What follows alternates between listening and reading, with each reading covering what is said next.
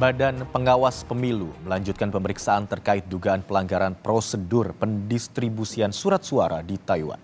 Panitia pemilihan luar negeri di Taipei mengirimkan puluhan ribu surat suara ke pemilih lebih cepat dari jadwal yang ditentukan, yakni 2 hingga 11 Januari 2024. Ketua Bawaslu Rahmat Bagja akan mendalami alasan panitia pemilihan luar negeri di Taipei yang mengirimkan surat suara lebih awal dari jadwal.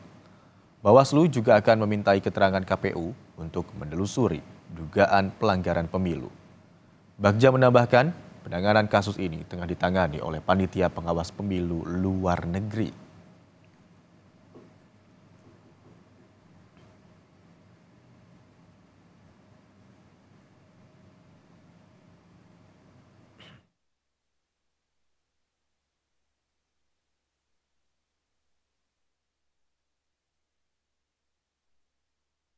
Pengiriman surat suara oleh PPLN Taipei kepada pemilih di Taipei untuk pemungutan suara dengan metode pos pada tanggal 18 Desember tahun 2023 dan 25 Desember 2023 diduga melanggar prosedur bahwa pengiriman surat suara kepada pemilih baru akan berlangsung pada tanggal 2 sampai 11 Januari 2024. Jadi dengan demikian terdapat dugaan pelanggaran administrasi pemilu yang dilakukan oleh KPPSLN, POS, dan atau PPLN Taipei.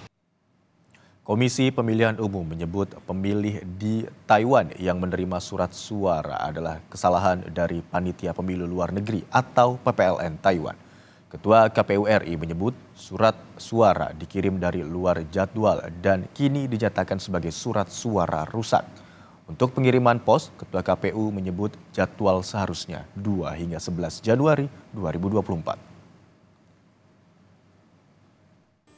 Surat suara yang telah dikirim kepada pemilih dengan metode pos sebanyak 31.276 lembar, 31.276 lembar surat suara untuk masing-masing jenis pemilu presiden dan pemilu anggota DPR RI Dapil Jakarta II, DKI Jakarta II, pada tanggal 18 Desember 2023 maupun gelombang kedua tanggal 25 Desember 2023, kami nyatakan surat suara tersebut masuk kategori surat suara rusak dan tidak diperhitungkan dalam pencatatan penggunaan surat suara dalam formulir model C hasil LN pos, C titik hasil LN strip pos. Mengapa kita kategorikan sebagai surat suara rusak? Karena dikirim sebelum waktunya. KPU mengumumkan adanya perubahan metode bagi WNI di luar negeri, yakni New York, Praha, Hong Kong, dan Frankfurt.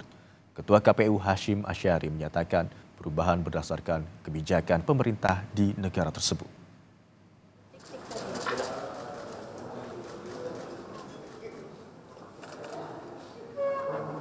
Ada 3 metode memilih di luar negeri, yakni tempat pemungutan suara luar negeri atau TPS LN, kotak suara keliling, dan pengiriman via pos. Metode memilih di Praha berubah menjadi 1 pos dan 1 TPS LN dengan total 383 pemilih. Metode pemilihan di Hong Kong menjadi 36 pos dan 4 TPS LN dengan total 164.691 pemilih.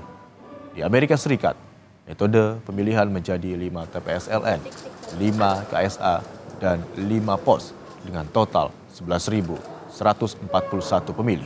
Sedangkan di Frankfurt menjadi 5 pos dan 5 TPS LN dengan jumlah pemilih sebanyak 11.437 orang.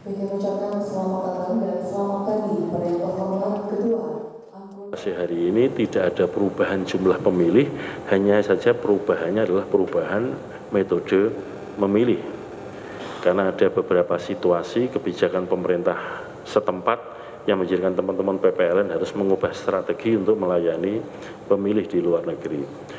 Total pemilih di luar negeri 1.750.474 pemilih dengan komposisi perempuan 999.214 pemilih 57,08%, kemudian untuk pemilih laki-laki 751.260 pemilih atau 49,92. Jadi ini komposisinya tetap jumlah pemilih baik laki-laki maupun perempuan. Dalam debat Pilpres selanjutnya, KPU tidak akan melarang penggunaan singkatan asing. Namun, masing-masing pasangan calon diminta menjabarkannya saat debat.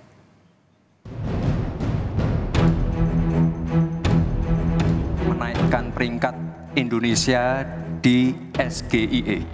Terima kasih. SGIE. Terus terang SGIE saya nggak paham. SGIE itu apa? Ya mohon maaf kalau pertanyaannya agak sulit ya Gus. Polemik penggunaan istilah sulit saat debat Cawapres Jumat lalu masih jadi perbincangan.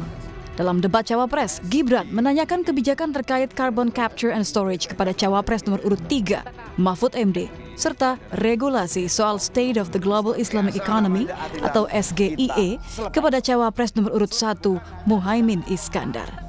Soal penggunaan singkatan asing, KPU tidak melarang, namun meminta tim dari masing-masing paslon agar Capres dan Cawapresnya menjabarkan saat debat.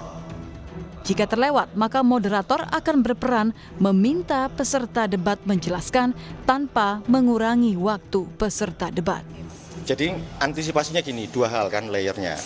Yang pertama itu tentu mau tidak mau tugasnya LU dari paslon untuk briefing kepada Capres ataupun Cawapres pada saat pelaksanaan debat agar singkatan itu bisa dipanjangkan. Nah, kalau misalnya itu terjadi, tetap pada akhirnya ruang geraknya kita sepakati moderator akan ambil peran itu tanpa kemudian mengurangi waktu dari Capres ataupun Cawapres pada saat debat itu dilakukan. Masih ada 3 sesi debat Capres-Cawapres yang akan digelar Komisi Pemilihan Umum. Semoga saja perdebatan yang akan muncul tidak hanya sekedar mengejar sensasi, melainkan perdebatan yang syarat dengan substansi. Tim Liputan Kompas TV.